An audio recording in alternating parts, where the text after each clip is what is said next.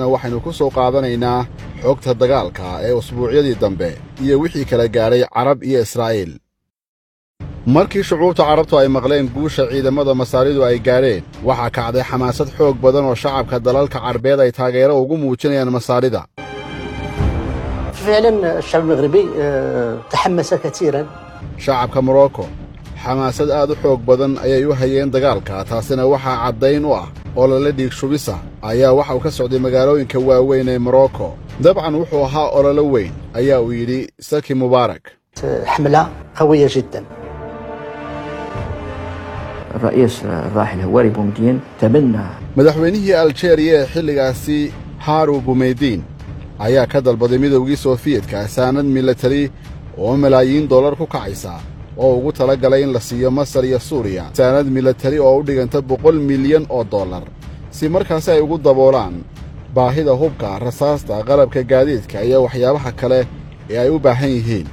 وقطع غيار وغيرها.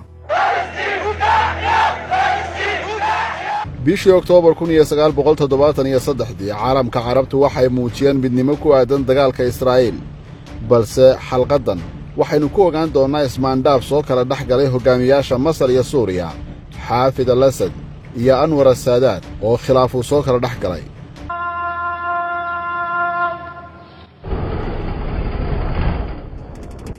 usbuucii labaad ee dagaalka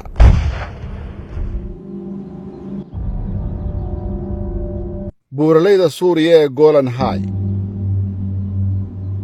Israa'iil ayaa qabsatay 1967 dagaalkii 6 maalmood,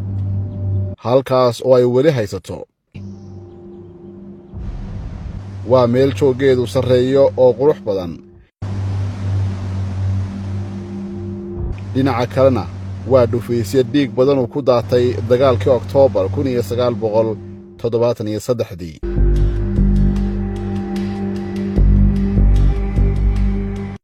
waxaa ka taagan calaamado xusuus ah iyo qalabka ku burburay dagaalka faraha lagaga gubtay ee halkan ku dhex maray ciidanka Israa'iil iyo ciidamada Suuriya oo doonayay inay gudaha u galaan bartamaha Israa'iil lana soo noqdaan buurahani. 5 maalmood ee dagaalkaasi uu socday, Israa'iil oo kaliya waxay ku weyday 250 dabaabadood iyo 100 askari. It was ambitious for the Syrians to think that they could penetrate. waxay ahayd fikir ay qabeen ciidamada Suuriya inay gudaha u gali karaan dhulka Israa'iil muddo 24 saacadooda, balse fikirkaasi waxa uu noqday mid aan ruboobin. haddiise aanay ciidamada Israa'iil xuduud u adeegsanin, suuragal ayay noqon lahayd in ciidanka Suuriya ay soo jiiraan, ayay tiri Lynette Nasbicher oo ka tirsan kulliyadda ciidamada ee Sandhurst ee boqortooyada Ingiriiska. It is entirely possible that a Syrian exploitation force could have penetrated into northern Israel within a day. wax ka yar 24 saacadood Israa'iil waxay abaabushay 2 guuto oo ciidankeeda ka mid ah, kuwaasoo ciidamada duulaanka ah ee Suuriya u bedelay ciidan difaac ku jira. 10 Oktoobar ciidamada Suuriya waxay go'aansadeen inay dib uga baxaan buuraleyda Golan High kadib markii khasaare xooggan uu soo gaaray, waxaana ay dib ugu noqdeen meel ka dambaysa khadkii ay ka duuleen 1967 ee Israa'iil xabadda ay ku joojisay.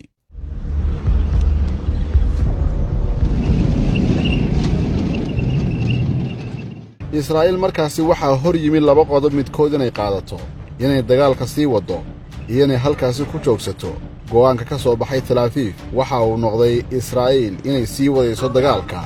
ilaa inta ay qabsan karto, riixi karto, isla markaasina ay ciqaabi karto ciidamada kale ee cadowgeeda. And we are going to press, and we are going to push, and we are going to bomb, and we are going to punish as much and as long as we can until the other side does understand the rules of the game. qorshaha dagaalka ayay xoojisay Israa'iil, waxaana diyaaradaheeda dagaalku ay duqeymo ka bilaabeen caasimadda waddanka Suuriya ee Dimashq. waxay ahayd xaaladii ugu xumayd ee suuragal ah. waxaanu gudaha u galnay hawada Suuriya. waxaannu duqaynay xaruntii ciidanka cirka iyo taliskii ciidamada suuriya ee ku yaallay caasimadda dimashik ayaa uu yidhi rand ronanen oo ka mid ahaa duuliyaashii diyaaradaha israa'iil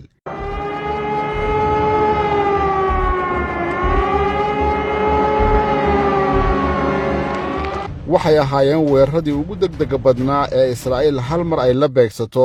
kaabayaasha ciidan ee suuriya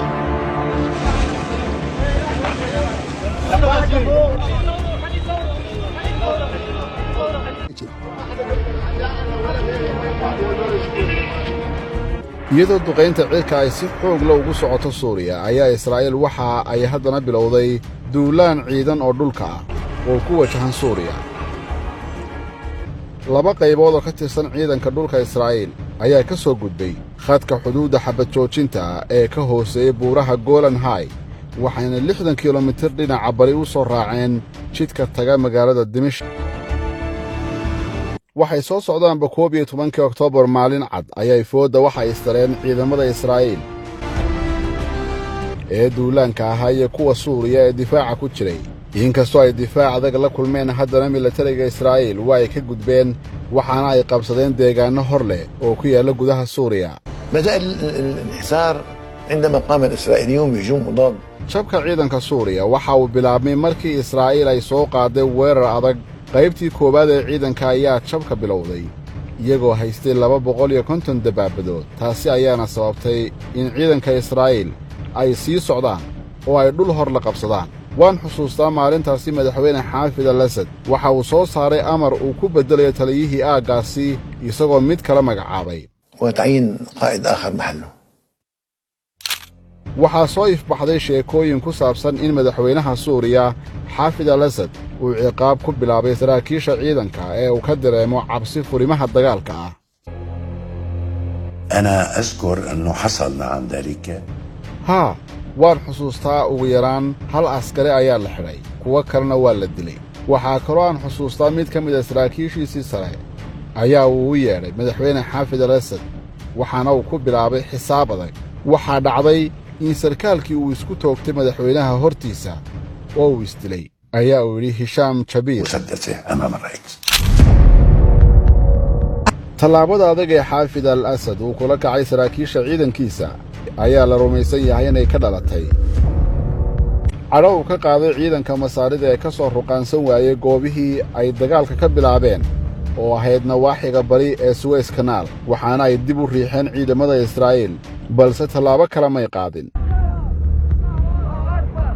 madaxweyne xaafid al-asad waxa uu telefoon u diray madaxweynihii masar anwar saadaad فكان الرئيس الأسد يطلب waxaana uu ku yidhi mudane madaxweyne ciidanka soo dhaqaaji dhammaan ciidankii cirka iyo kuwii dhulka israa'iil waxay ku soo jeedaan suuriya ma jiraan wax idinka hor istaagaya inaad qabsataan siinaay waana sidii aynu isku ogayn balse wax jawaaba kama u helin ولا جواب. 8 bilood ka hor intii aanu dagaalku bilaabmin madaxweyne xaafid al-asad iyo anwar saadaad waxay ku kulmeen qaahira waxaana ay ku heshiiyeen in dagaal wada jira ay ku qaadaan israa'iil oo midkoodba dhan uu ka weeraro balse iminka waxay u muuqataa labada madaxweyne inay ku kala aragti duwan yihiin dagaalkii ay wada jirka u bilaabeen Assad told me that from the moment of a seizure of power, xaafid al-asad waxa uu ii sheegay isla markii uu la wareegay xukunka xisbiga al-bacas inuu doonayo inuu ka arguto guuldarradii dagaalkii 6 maalmood 1967 ee suuriya laga qabsaday buuralayda golan oo isaga laftiisu markaasi uu ahaa wasiirkii difaaca sidaasi awgeed Israel, and when Assad himself had been defense minister. waxa uu dareemayay mas'uuliyad shakhsi ah inuu dagaal u galo sidii uu u soo celin lahaa dhulkaasi ay dalkiisa ka qabsatay israa'iil xaafid al-asad waxaa u qorshaysnaa dagaal xorayna As a war of liberation. balse waxaa la odhan karaa madaxweynihii masaarida anwar saadaad isagu waxa uu qorshaystay dagaal kooban si uu farriin maskaxeed ugu diro quwadihii dunida ee warso iyo nato kadibna wadaxaajood nabadeed loo bilaabo iyaga iyo israa'iil أول ما رئيس سادات تولى taliyihii aagga labaad ee ciidanka masaarida cabdulmuncim khaliil waxa uu yidhi markii uu talada qabsaday anwar saadaad 1971 ayuu nala kulmay waxaana uu yidhi waxaan rabaa wax kasta inaan soo celiyo waxaan u baahnahay in yar dhinaca kale inaynu uga gudubno Suez Canal kadibna inagu filan في الشرق وانا احل القضيه. usbuucii hore ee dagaalka waxaa muuqatay in ciidanka Masaaridu ay xaqiijiyeen hadafkii madaxweynahooda ee ahaa waa inaynu Suez-ka ka tallawnaa oo dagaal muujinaa balse Saadaat muu lahayn aragti ku aadan dagaal ballaadhan oo dhulka ka maqan oo dhan ee jasiirad lamooda Sinai uu ku soo ceshanayo balse waxa uu ku talagalay in wadahadal lagu keeno dhulkaasi maqan intiisa badan subaxnimadii hore ee 13 Oktoobar 1973 Saadaat waxaa loo kiciyey kulan degdega oo uu la yeelanayo danjirihii Ingiriiska kaasi oo sidee baaq dhexdhexaadina oo golaha ammaanka ee qaramada midoobay danjiraha Ingiriisku waxa uu u sheegay Anwar Saadaat in Israa'iil ay ogoshahay xabad joojin tilmaamaysa inaan la isu soo dhaafin halka imika la kala joogo ciidanka Israa'iil ee la dagaalamay Masar waxa soo gaaray burbur xoog leh jab weyn ayaa gaaray sidaas awgeed diyaar ayay u ahaayeen xabad joojin kasta ayaa uu yiri Yuri Melistin oo ka mid ahaa ciidanka Israa'iil ee ka dagaalamay dhinaca Masaarida Anwar Saadaat waxa uu yiri diyaar uma yihi xabad joojin haddii aan Israa'iil ka bixin guud ahaan saxaraha Sinai. Things are going very well for Sadat. He didn't want to stop the war. Something dramatic had to be done to persuade him. Masaaridu waxa ay diyaariyeen laba qaybood oo ciidan oo qayb kastaba ay aad u hubaysan tahay walibana ay wadato midkiiba 250 dabaabadood iyo hubka kala duwan kuwaas oo ku sugnaa qaybta galbeed ee marinka Suez kuwaas oo waqti kasta weerar gali kara amaba xoojin kara haddii la weeraro ciidanka Masar ee dhanka bari uga tallaabay marinka Suez guutooyinka heeganka ahaa ee Masaarida ee ku sugan galbeedka Suez waxaa culays xad dhaaf ay ku haysay taliskii guud ee ciidanka Israa'iil oo markaasi uu hogaaminayay taliyaha guud General Ali Caasir waxay ka cabsi qabeen in mar uun ay guutooyinkaasi soo dhaqaaqi karaan General Ali Caasir waxa uu filayay in ciidanka Masaaridu ay weerar rogaal celisa oo diyaar ay soo qaadayaan 9 Oktoobar balse dhinaca Masaarida maalintaasi ciidankoodu wax dhaqdhaqaaq ma sameeynin Visions to the Israeli side for two reasons. One, not to have to cross while those two divisions are waiting for him on the bank of the canal when you're very vulnerable. 48 saacadood kadib madaxweyne Anwar Saadaat ayaa amar cusub oo aan la filaynin waxa uu faray wasiirkiisii dagaalka General Ahmed Ismaaciil waxa uu amray inay fuliyaan qaybtii labaad ee dagaalka oo ciidamada Masar ay hore ugu dhaqaajiyaan saxaraha Sinai waa arrintii uu filayay taliyaha guud ee ciidanka Israa'iil General Ali Caasir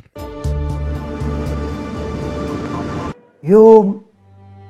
11 12 Oktoobar waxa ay yimi wasiir Ahmed Ismaaciil waxa uu yiri ciidanka waa inaan weerar gelinaa oo hore u dhaqaajinaa waxaan ugu jawaabay suuragal ma aha sababo dhowr awgood ayaa uu yiri taliyihii guud ee ciidanka Masar Saad al-Shasli غير ممكن عشان كيتو كيتو كيتو كده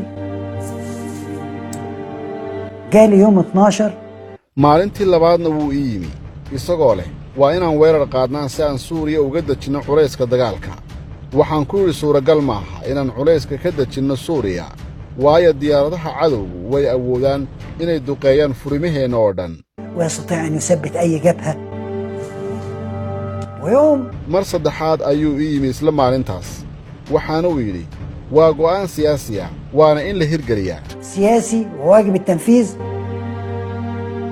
dood dheer kadib wasiirkii dagaalka Ahmed Ismaaciil waxa uu si toos ah ugu yeeray taliyayaashii qaybaha aaga koobaad iyo aaga labaad waxaana uu siiyey amarka ah inay weerar galiyaan ciidanka oo ay u dhaqaaqaan dhinaca bari ee saxaraha Sinai يا دوبك وصلوا بسيط markiiba way ila soo hadleen labada taliye waa Saad Ma'muun iyo Cabdulmuncim Waasil iyagoo leh ma fulin karno amarkan uu wasiirku noo diray waliba Saad Ma'muun waxa uu yiri waxaan diyaar u ahay inaan iscasilo isla habeenkaasi labada taliye ayaa looga yeeray Santartan amaba xarunta tobnaad ee ku taalay taliska ciidamada ee magaalada Qaahira ilaa saqdi dhexe wasiirka dagaalka Ahmed Ismaaciil waxa uu ku adkaysanayay in arrintu ay tahay go'aan siyaasi ah waana waajib in la fuliyo haddii aad samayn weydaan waa amar diido sidaasi awgeed waxa keliya ee aannu samayn karnay waxay ahayd inaan qaadanno amarka balse aannu ka shaqayno sidii aannu dib ugu dhigi lahayn weerarka ilaa 24 saacadood عطلناها 24 ساعة iyagoo aan iska warqabin isla wakhtigaasi saraakiisha masaaridu ay ka doodayaan weerarka dhinaca bari loo qaadayo ayaa xafiiska ra'iisul wasaarihii Israa'iil Golda Meir waxaa ka socda mashquul oo saraakiisha dagaalka qaabilsan ee Israa'iil waxay ka doodayaan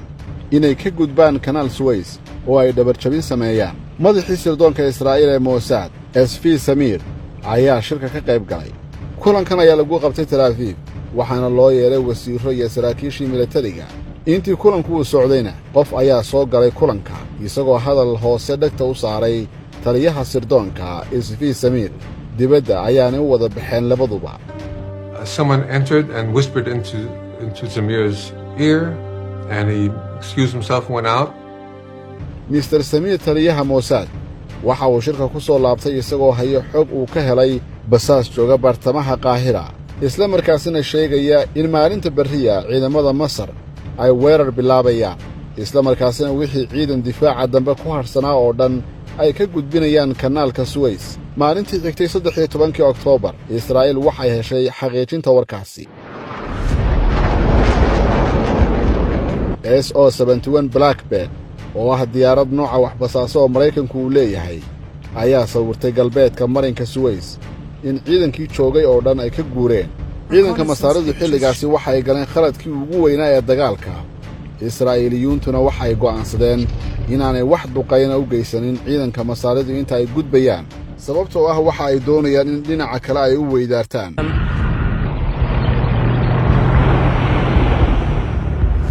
إبراهيم العرابي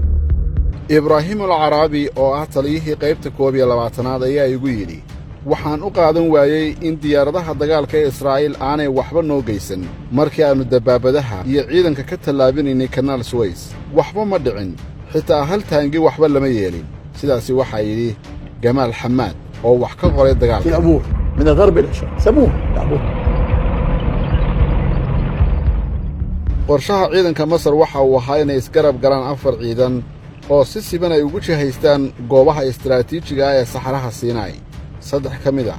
waxaa weerarka qaadaya guutooyinka ciidanka lugta ah dhexdana waxaa culayska saaraysa taliska 12aad oo ku hubaysan gaadiidka culus ee dagaalka 14 Oktoobar 6:00 subaxnimo ciidamada Masar dagaal ayay isu diyaariyeen waxaana ay u dhaqaaqeen dhinaca bari ee saxaraha Siinay iyagoo saxarahaasi ay sidaasi isu garab galeen taangiyada faraha badan ee masaarida Suddenly out of a eruption of Egyptian tanks. ayaa jidgoyn qorshaysan waxa uu galay taangiye Israa'iil ay leedahay Then all the tanks came up and boom, boom, boom, boom. daqiiqadihii ugu horreeyeyba guutadii dabaabadaha 12aad ee Masar guutadii 12aad ee dabaabadaha ee masaarida ayaa khasaare u soo gaaray sarkaalkii ugu sarreeyay ee ciidankan watay Korneyl Said Abu Tawfiq al-Shadi ayaa ku dhintay dagaalka sidoo kale waxaa dhaawacmay ciidamo iyo saraakiil kale jahawareer badan ayaa ka jiray furinta dagaalka النسخ الأول وبإخلاء يتساهلوا لعصور عصارات Yuri Dori oo ka tirsanaa qaybta 600aad ee ciidamada kaydka Israa'iil waxa uu leeyahay waxaanu ku guulaysanay inaanu joojino boqolaalka taangi ee Masar ee nagu soo jihaystay iyadoo aanu khasaare badan naga soo gaarin dhankayaga اجتهاد كفوت كشلوت markii ay gaadhay duhurkiiba waxaa la ogaaday in ku dhow 250 kaarayaashii Masar in lagaga gubay dagaalka taliskii ciidamada Masar waxa uu go'aansaday ciidankoodii duulaanka u ahaa dhinaca bari inay dib ugu soo noqdaan dhinacii galbeedka هي كانت محاولة wuxuu ahaa isku day ah in Suuriya culayska laga qaado balse may suura gelin waayo masaafada noo dhaxaysa waa 500 oo kiiloomitir ugu yaraan sidee baa culayskan uga qaadi karnaa xaqiiqdii marka ay masaaridu weerarka bilaabeen oo ay doonayeen in culayska dagaalka culayskan uga qaadi karnaa xaqiiqdii marka ay masaaridu weerarka bilaabeen oo ay doonayeen in culayska dagaalka ay ka khafiifiyaan Suuriya Israa'iil waabay qabsatay furimaha dagaalka ee Suuriya mana jirto dagaal socda oo laga kor qaadayo Suuriya balse xilligaasi israa'iiliyiintu waxay xoojinayeen difaacooda maadaama ay soo socdaan ciidamo ciraaqiyiina oo xoojinaya kuwa suuriya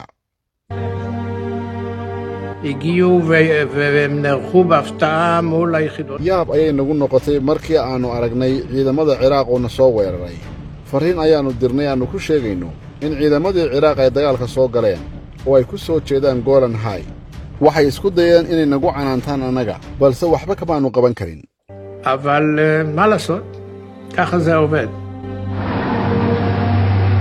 waaxdii saddexaad ee ciidanka ciraaq ayaa si degdega uga soo dhaqaaqday fadhiisimahoodii ku yaalay duleedka bagdaad iyagoo soo socdaalay in ka badan 1,000 kilomitir ayay soo gaadheen caasimadda dimashik habeennimo ayaannu soo gaadhnay duleedka dimashik dad shacaba ayaa halkaasi joogay la yaab ayay ku noqotay ma ciraaqiyiin ayaa tihiin waxaannu ku nidhi haa ciraaqiyiin ayaannu nahay soo dhowaada oo ilaahay dartii u badbaadiya sharaftayada ayaa dadkaasi shacabka ahaa ay yidhaahdeen For God's sake, save our honor. waxaanay u arkayeen guul kama dambaysa inay gaadheen aad ayaan arrintaasi noo qiiro gelisay waxaannu bilownay hadafkayagii inaannu xaqiijinno oo aannu tusno in xaaladdu ay isbeddeshay ayaa uu yidhi racad xamdaani وكلها في تقدم في انتصارات هذه أول صدمة انصدمنا بها iyagoo aan nasanin ayaa ciidankaasi ay toos u galeen furimaha dagaalka si ay u xoojiyaan ciidanka la soo jebiyey ee suuriya ori or taliyihii qaybta 697aad ee ciidanka israa'iil waxa uu yidhi gudaha ayaannu ugu jirnay dhulka suuriya maalintaasi waxaan dareemay siigada iyo boodhka hawada ku jira balse waxaan u malaynayey qayb ciidankayga ka tirsan inay nawaaxiga wareegayaan hase ahaatee mid ka mida taliyayaashii la shaqaynayey ayaa ii sheegay inay jiraan ciidamo aad u soo dhow وفي هذا الموقف يعتبر xaaladdaasi markii aannu gaadhnay goobta suuriya waxay u ahayd guul istaraatiijiyadeed wakhtigana waxa uu ahaa mid muhiima waayo haddii aanan ku iman lahayn 24 saacadood gudahood way adkaan lahayd israa'iilna waxay qabsan lahayd suuqyada dimashik كاد أن تكون على أسوار دمشق ilaa 60 diyaaradood oo ay lahaayeen ciidanka ciraaq ayaa mashquuliyey hawada dimashik si hakad ay u geliyaan duqaynta diyaaradaha dagaalka ee israa'iil markii la arkay diyaaradaha dagaalka ee ciraaq ee gaafureegaya hawada magaalada dimashik taasi waxay dhiiri gelisay duuliyayaashii ciidanka suuriya ee markii hore cabsi ama walaac ay ka niyad jabisay inay difaacaan dalkooda markii ay arkeen diyaaradaha ciraaq oo hawada ku jira mid waliba waxa uu fuulay diyaaraddiisii si ay u gutaan waajibkooda على تنفيذ الواجبات يسابقون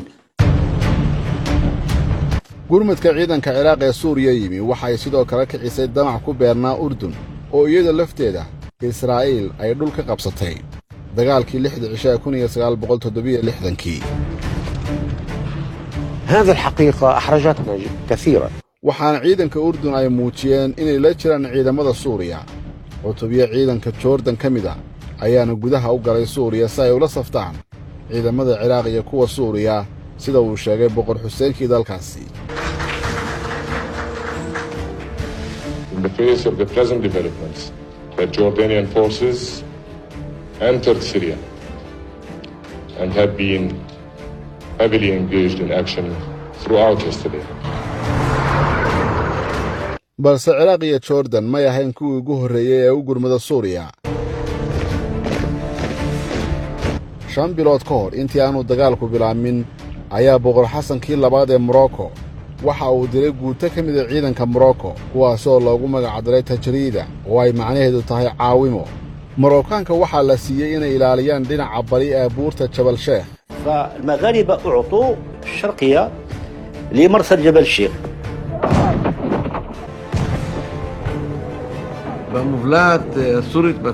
fulinta suuriya waxaa markii koowaad aannu iswajahnay ciidanka morocco kadibna ciidanka ciraaq markii xigtayna urdun kadibna sacuudiga 4 ciidan ayaannu halkaasi iskaga hor nimi ayaa uu yidhi afegador kahalani taliyaha qaybtii 77aad ee taangiyada israa'iil israa'iiliyiinta khasaare xoog leh oo askar iyo qalabkaba soo gaadhay ayay kala kulantay 4tii cisho ee dagaalkuu socday balse waxay ku guulaysteen inay dhul qabsadaan iminka Israa'iil waxay u muuqataa inay wuxuun uga suura galeen hadafkii ay ka lahayd furinta waqooyi markana waa inay dareenkeeda u leexisaa dhinaca koonfurta iyo dagaalka Masar ay kula jirto.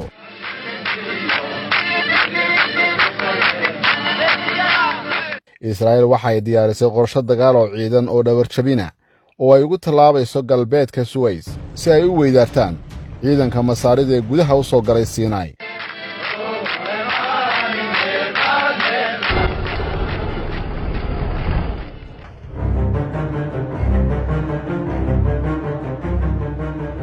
General Ariel Sharon oo 2001 ilaa 2006 ra'iisul wasaare ka noqday Israa'iil oo xilligaasi ahaa jenaraal ciidamada watay ayaa xilligaasi oo ahayd 1973 waxa uu hogaaminayay ciidanka doonayay inay qabtaan weerarkan halista weyn ay ku gadaaman tahay waxaana Ariel Sharon uu ahaa sarkaalkii ugu horreeyay qorshahan degay isla markaasina laga maqlay inuu doonayo in ciidanka Israa'iil galbeedka looga tallaabiyo kanaalka Suways balse waa laga diiday xilligaasi. On the other side of the canal, that's the only place where it can be terminated. This is the first time I hear that we are going to cross the Suez Canal. It was around 7:30, October the 6th, Yom Kippur, in his kitchen in Beersheba. iminka ay u muuqataa suuragal inay tahay in taasi la sameeyo markii ciidanka uu soo dhaqaajiyay Ariel Sharon waxa uu ku beegay meel dhexe oo ka bannaan fadhiisimada ciidamada waaxda labaad iyo waaxda saddexaad ee ciidanka Masar dhexdoodana waxaa ku taallay haro loo yaqaan harada qaraad waxaana la yaab lahayd inaanay jirin wax iska caabina oo ay la kulmeen ciidanka Israa'iil oo kaga timi ciidankii Masar maadaama aanay is arkin labada ciidamada Israa'iil markii ay harada qaraad soo gaareen waxay in yar u leexdeen dhinaca waqooyi halkaasoo ay ku ogaayeen fadhiisimadii laga qabsaday ee loo yaqaanay Baarleef waxaana ciidanka weerarka Israa'iil ay heleen 40 kiiloomitir oo bannaan oo u dhaxaysa fadhiisimada ciidanka labaad iyo ka saddexaad ee Masar intii aanu tallaabin ciidanka General Ariel Sharon waxa uu taar u diray madaxda Israa'iil isagoo weydiisanaya amar uu ku tallaabo balse waa laga diiday waxaana loogu jawaabay ciidankaagu waa kuwa kaliya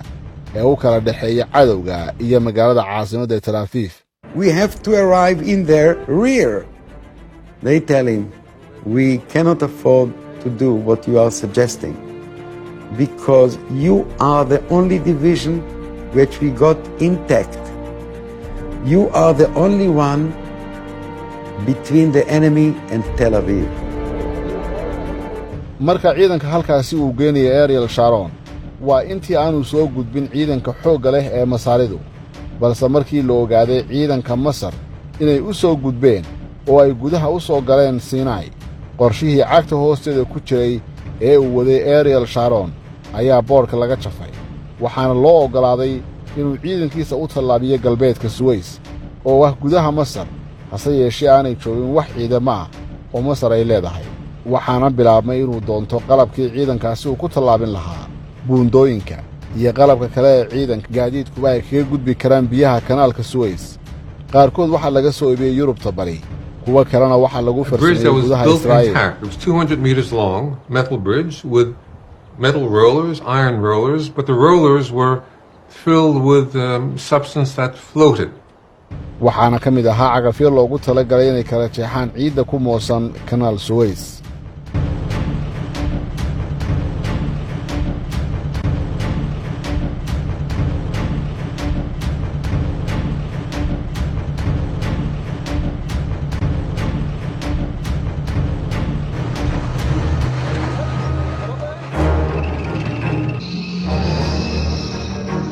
waxaana halkaasi ka qarxay dagaal lagu magacaabo beerta Chinese-ka maadaama goobtaasi la isku farasaaray ay ahayd meel ay deganaayeen mashruuc beeraleyda la xiriira oo ay ku lug lahaayeen khubaro Jabaaniisa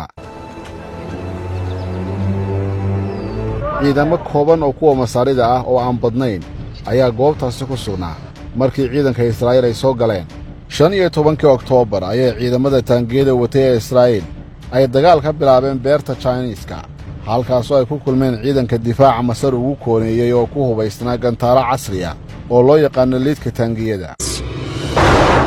ואני זוכר את השיחה שהתנהלה בין... khasaare culus ayaa soo gaaray ciidankii Israa'iil ee dhabarjabinta damacsanaa ee uu maamulayay Ariel Sharon kadibna Israa'iil waxay qorshaysay in ciidamo si gaar ah u tababaran halkaas loo diro gaar ahaan goobta laga tallaabay ee Kanaal Suez si ay dagaalka u xoojiyaan goorsaq dhaxa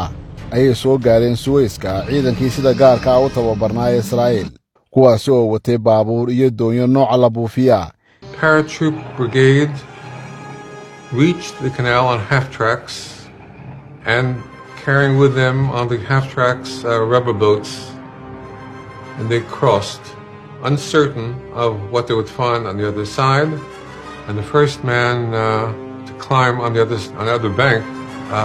yelled clear, and they knew there was no one there, and they established a bridgehead.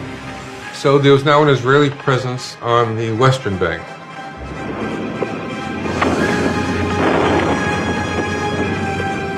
isla markiibana waxay u gudbeen dhinaca galbeed ee Kanaal Suez balse ciidanka talaabay ee Israa'iil xilligaasi ma haysanin wax taangiya sidaas awgeedna 16 Oktoobar ayaa General Ariel Sharon waxa taangiyadu ugu horeeyay uu ka talaabiyay kanaalka markaas ayaana suura gashay qaybihii ugu horeeyay ee qorshihii uu ka damacsanaa talaabinta ciidankaasi Just when we arrived there and it's quiet around and we are there on the canal. Sharon sends between 12 to 20 tanks across the canal. And what happens is exactly what he said. And it's in disarray. The Egyptians don't know what happens to them. For 24 hours. That arrival in the rear of the enemy was exactly what Sharon was aiming at. And the decisive phase of the war is closing now. iyadoo ciidanka Israa'iil ay soo tallaabeen oo ay Masar gudaheeda ku jiraan madaxweynihii Masaarida Anwar Saadaat waxba kale ma uu socon waxa uu ugu bariyay furinta dagaalka mana jirin fariin soo gaadhay oo loogu sheegay Israa'iiliyiintii inay dabaabada soo tallaabiyeen waa markii ugu horeysay ee fagaaro lagu arko intii dagaalku uu bilaabmay Anwar Saadaat waxa uu socdaal dhool la tusoo ku maray fagaaraha Qaahira isagoo ku sii jeeda xarunta baarlamaanka waxaa la socda wasiirkiisii dagaalka Axmed Ismaaciil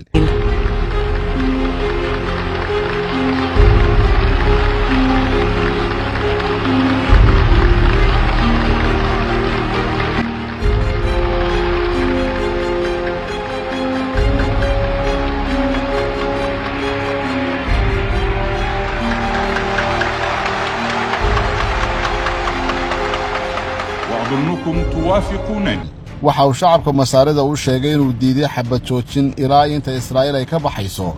guud ahaan jasiiradda Mooda Sinai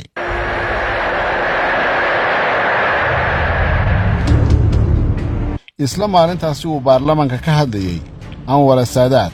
dhinaca magaalada Tel Aviv ee caasimadda Israa'iilna war kale ayaa yaalay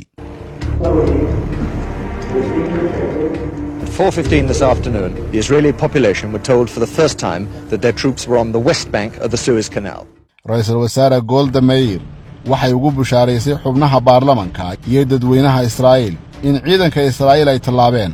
oo ay joogaan galbeedka Suez. Hadalkaasi ayaa u qaadan waxa uu ku noqday shacabka Yuhuudda iyo xitaa militariga Masaarida. Ciidamada gaarka ahaa iyo taangiyadii soo tallaabay ee Israa'iil waxoogay ayay ka dhaqaaqeen goobtii ay ka soo tallaabeen waxaana ay gaareen goobta lagu magacaabo Dufaaq Suwaaq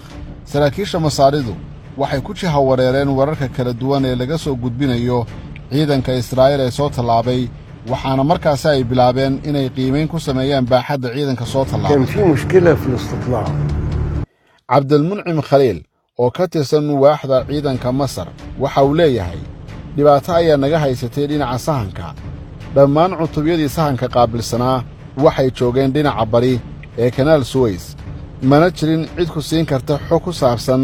galbeedka Suez oo halkaasi sahan ku joogtay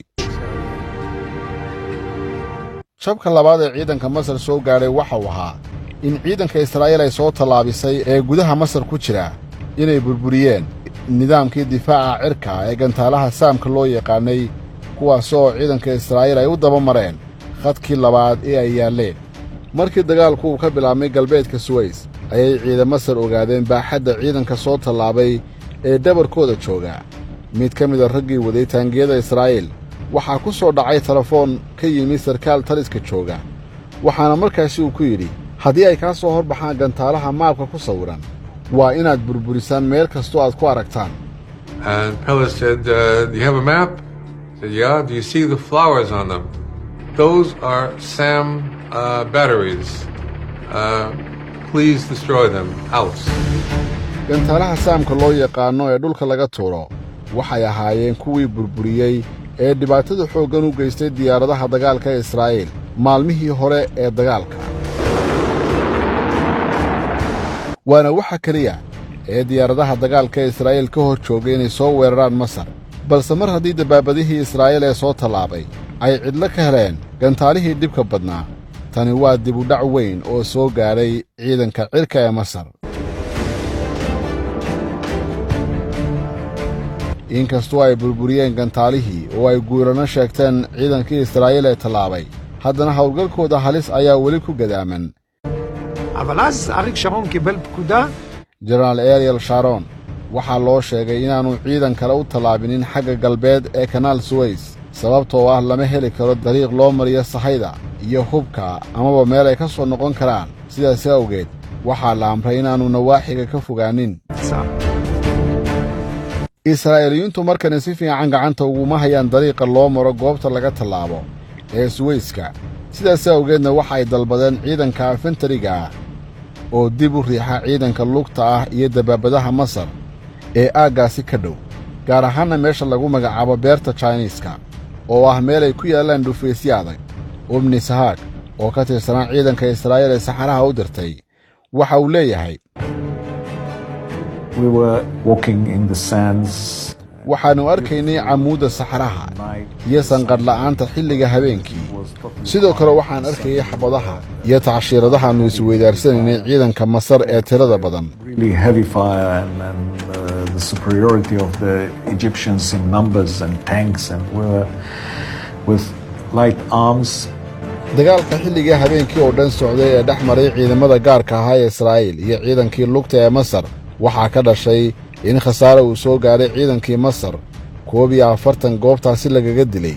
ilaa 100 kalena ay ka dhaawacmeen. taasi waxa ay u sahashay ciidanka Israa'iil inay qabsadaan goobta, isla markaasina waxaa xawli ku kordhay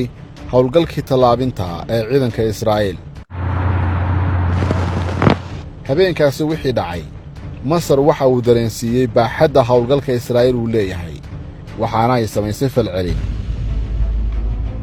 qorshuhu waa uu fudud yahay, waa in ciidamada dhexdooda laga faa'iidaystay ee labaad iyo saddexaad ay xidhaan gaabka dhexdooda ah, balse taliyaha ciidanka Masaarida Sacad al-Shasli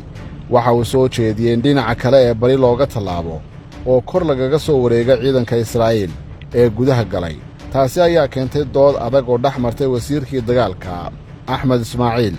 iyo taliyihii ciidanka Sacad al-Shasli. ugu dambayntiina waxay keentay in madaxweynihii Masaarida Anwar al-Saadaat laga dalbado inuu yimaado xaruntii tobnaad ee dagaalka laga hagayay si uu u dhexdhexaadiyo muranka labadan sarkaal ee ugu sarreeya ciidanka Masar.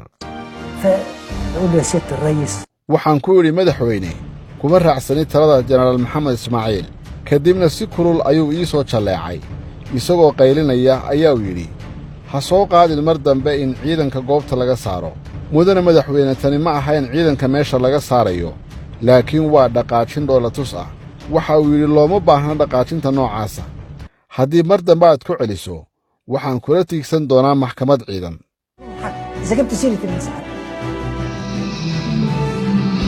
go'aanka Saadaat wuu cad yahay, waa in la dhaqaajiyo taangiyada oo la isku xidho gaabka labada ciidan. taliyihii ciidanka Masar jenaraal Shasli waa laga diiday aragtidiisa, waanu aqbalay. 17 Oktoobar 7 ayay bilaabeen howlgalkooda,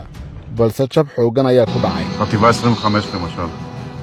זה בא מכיוון האגמים. guutadii taangiyada Masaarida ee tallaabadaasi qaaday ayaa loo galay jidgoyn laba dhinac oo difaaca, kadibna saxaraha dhexdiisa ayaa lagu burburiyey taangiyadii Masar ee weerarka ahaa. 65 taangi ayaana laga gubay, kaliya 10 taangi ayaa ka badbaaday waxaana ay u leexdeen dhinaca waqooyi. حجم الخسائر اللي هو 25 مدرع كان مهول. يعني يمكن khasaaraha soo gaaray qaybta 25aad ee ciidanka Masar naxdin ayay nagu noqotay. 90% taangiyadii guutadaasi waa ay burbureen. waana mid aad noo damaqday waayo waxay ahaayeen taangiyada ugu fiicnaa ee Masar ay lahayd ee loo yaqaanay T-62. jabka guutooyinkaasi soo gaaray waxay niyad jab ku riday guud ahaan ciidankii Masar ee dagaalkaasi galay. المعركة اللي احنا خضناها. kadib 2 cisho oo dagaal culus ahaa qaybo ka mid ah ciidamada Masar xaaladdu way ku adkaatay. dhimasho iyo dhaawac badan iyo ciidamo isdhiibay intuba way soo wajahday. hase yeeshee guusha Israa'iil lafteedu waxay ahayd guul xanuun badan oo aan raaxo iyo raynrayn lahayn. khasaaro culusna uu soo gaaray.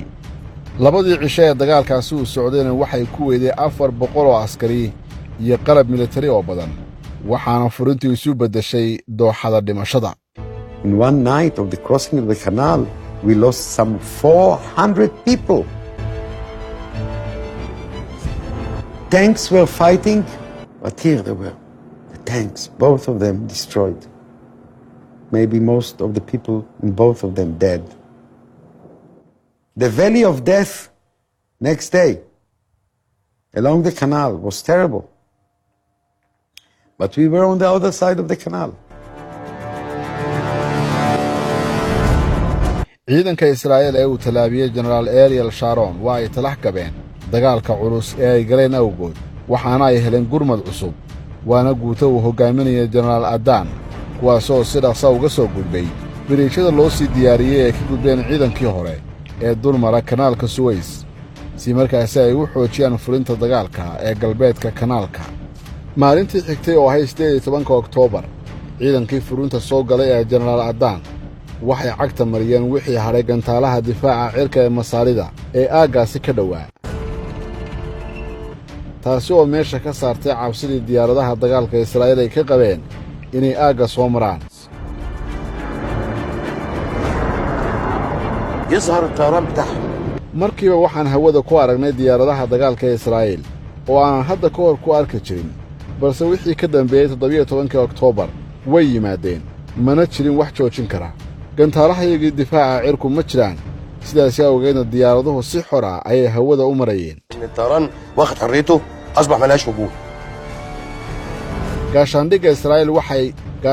Israa'iil waxay go'aansadeen inay xoojiyaan furinta halaaqmareenka ku noqotay Masar waxaana isdaba dhigeen ciidamo badan oo xejisa furintaasi iyo kuwo weerar ah. tusaale ahaan ciidan uu watay Ariel Sharon waxaa loo xil saaray inay xagga waqooyi u leexdaan oo ay qabsadaan magaalada Ismaaciiliya halka ciidanka General Adan loo xil saaray inuu dhinaca koonfurta ka go'doomiyo ciidanka Masar isla markaasina uu gacanta ku dhigo magaalada Suez. qorshahaasi oo kama dambays ahaa ayaa yaalla miiska saraakiisha difaaca Israa'iil. Israel now had 2 bridges working. Pontoon Bridge. Israa'iil waxaa wali u shaqaynaya 2 buundo oo biyaha dul mara oo kala ahaa Pontoon Bridge iyo Goral Bridge kuwaas oo sahlay in ciidan iyo qalab badan ay tallaabiso. They were now ready to bring an army across to the other side of the canal.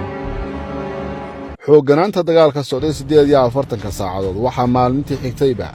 uu horseeday in ciidanka Masar oo lug miciinsanaya ay isu dhiibaan ciidanka Israa'iil iyagoo si habaqlaa u soconaya balse Israa'iil awood uma hayso inay qabqabato waana la dala dhacaysa ciidanka tirada badan ee isa soo dhiibaya. taliyihii ciidanka Masar General Saad Shasli waxa uu dareemay in qorshihii ciidankiisu uu qarka u saaran yahay inuu burburo waxaana uu si dhaqso u dalbaday in dhammaan ciidamada aan dagaalka ku jirin ee ku sugan bariga Suez ay si dhaqso u soo dhaqaaqaan isla markaasina ay la dagaalamaan ciidamada Israa'iil ee dhabarjabinta sameeyay. أنا كنت في الجبل.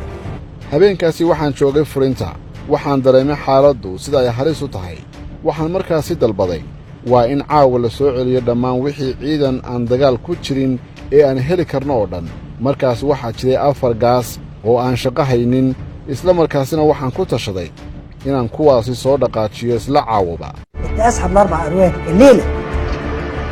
sidii caadada ahayd wasiirkii dagaalka General Ahmed Ismaaciil waxa uu ku codsaday madaxweyne Saadaat inuu yimaado taliska balse madaxweynaha mowqifkiisu weli waa halkii waxaana uu taagan yahay lama soo dhaqaajin karo hal askari ama hal dabaabad mid walbana halka uu joogaha ka dagaalamo. القرار لا تسحب أي بندقية ولا دبابة. hase yeeshee taliyaha ciidanku waxa uu ku tilmaamay go'aankaasi midaan micno lahayn mana jirta ayaa uu yidhi dagaal dunida ka socda oo qaabkaasi loo maamulo waayo waxaa jira ciidankaaga barhkood oo culayska dagaalku uu dhib ku hayo oo aanad u gurman karin qayb kale oo ciidankaaga ka mid ahina ay meel iska fadhiyaan oo aanad dagaal gelinin. تسحب منهم وتخليهم تزج بيهم في المعركة. الفريق الشاذلي كان من النوع اللي هو